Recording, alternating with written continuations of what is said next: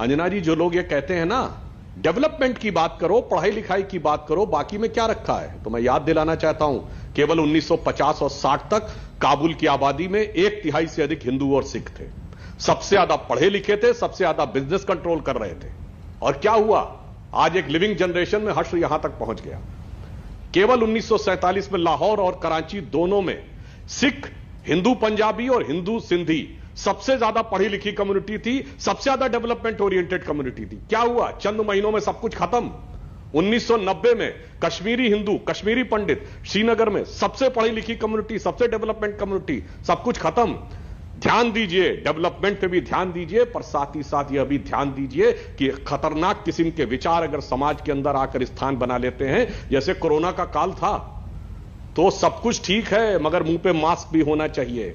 जरा सी सावधानी हटी और अगर वायरस अंदर आ जाए तो आपकी इम्यूनिटी इतनी कमजोर मजबूत होनी चाहिए कि उसको समाप्त कर दे। अन्यथा क्या हश्र होता है वो सबके सामने दिखाई पड़ रहा। और मुझे एक बात और याद आती है अंजना जी, जिस प्रकार का महिलाओं के प्रति व्यवहार, उसके पूर्ववर्ती प्रमाण और आज के प्रमाण दिखाई पड़ रहे हैं।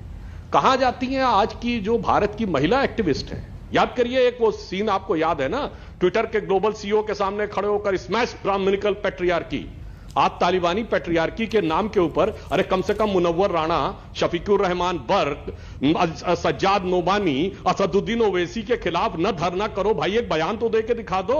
अब सबके मुंह में दही जम गए। बोलेंगे अभय दुबे जी। यह दर्शाता है कि ईमानदारी से महिला अधिकारों के लिए कोई नहीं कहना चाहता, सब के सब इस विषय पे अपने राजनीतिक निहितार्थ सिद्ध करना चाहते हैं। अभय दुबे जी, सीधा आपने बोला उन्होंने, मेरे अभिन्न मित्र